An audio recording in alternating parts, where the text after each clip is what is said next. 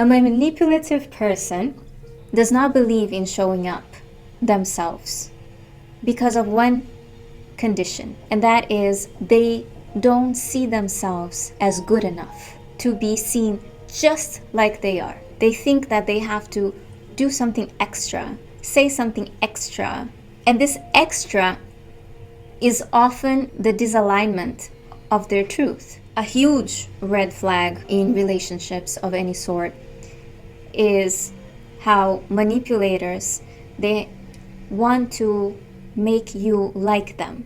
And there's nothing wrong in wanting to be liked, but it's how they go about it. So the way the manipulator go about it is by love bombing you. And the reason why they do it is because they think that by love bombing you, you will open up to them and give them all the information about yourself. And then later, they can use all that information in order to continue manipulating you further.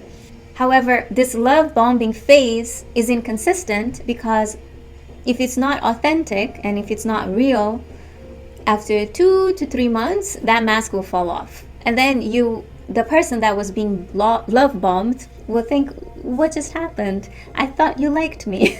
And this is where the trust gets broken. The authentic way of building a relationship is never through love bombing, but it's through a gradual increment of emotion and affection and trust.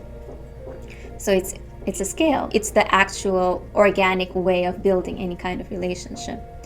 If you're ever confused about what authenticity truly is, just ask a child. There's no one more authentic than a child under 10 years old. After 10, they start learning manipulative tactics according to their upbringing. If a child cannot survive and doesn't have a safe place to be themselves, they learn to become people pleasers, which is a form of manipulation.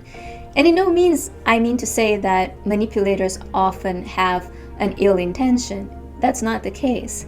However, many of them have good intentions. Their intention is to maintain peace. The problem about not becoming authentic and living in this place of fear of being yourself or being seen is that you cannot ever reach freedom or liberation. You see a person that is authentic, you see a child, for example, they get away in saying basically everything and anything. And the reason why, it's because it comes from a place of alignment. There is purity in that alignment. And they are not ashamed of showing if they are hurt or if they are sad. And that's the beauty of all of us.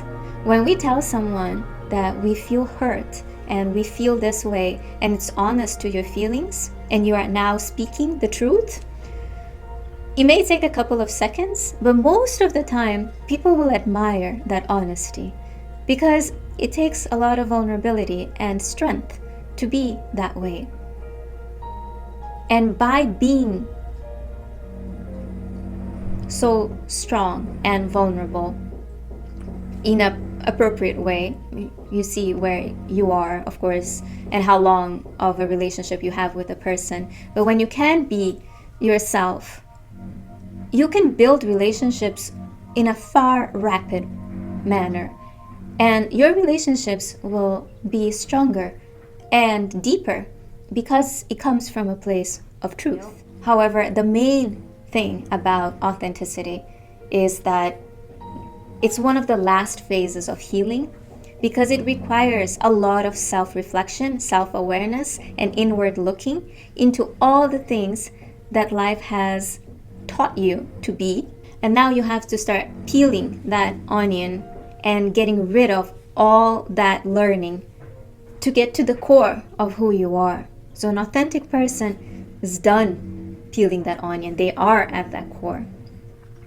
A lot of the times, that authenticity comes from a place of being so disgusted by the reality of the world, of the fakeness, that there is a spiritual awakening that happens. And once you are awakened, you cannot go back to shut your eyes and live a life of a zombie. The hardest part of being authentic is the fact that the manipulators will get triggered by your authenticity, because you will never be able to be controlled or manipulated by them. So they will hate you. And that's something that you just have to get used to it. And I don't mean to say you have to get used to the hatred, but an authentic person also really doesn't care about pleasing others, because they know that they're coming from a place of honesty. And when you're coming from a place of honesty like a child, they are just living life and being themselves. So when you start being yourself, you stop doing so many things. They actually do less than most people. They don't need to flatter others. They don't need to be excessively nice, because they are kind. There's a difference. And you don't use niceness as a strategy, but you live your life aligned with your values and purpose. The first thing for the journey of authenticity is truly to understand what are your core values. What are your core beliefs? For example, what do you need in yourself or in others in order to be happy and peaceful? So try to answer that question to yourself. And as an example, I'll just tell you, for me, I need honesty from my friends, and I'm also going to have to ask the same for myself. So everything that you ask about others, you have to be ready to deliver it yourself. I need my friends not to be racist. And because I am in this path where part of my purpose is to role model what is not to be racist. So these are two core values that I have. And if somebody else cannot meet me in neither of them, it's a deal breaker. And when your core values are not accepted or respected by someone else, that's when we feel hurt. And that's why it's important that we listen to our emotions and we understand, wait, why am I feeling hurt? Oh, it's because that person said something racist. Or, oh, it's because that person lied to me. And I don't want to be in a relationship with anyone where I cannot feel safe. How can I feel safe if I cannot trust? I think for me, these are the basics. So you find out for yourself what is the basics and make sure that you can meet those asks yourself. And we'll continue talking about authenticity.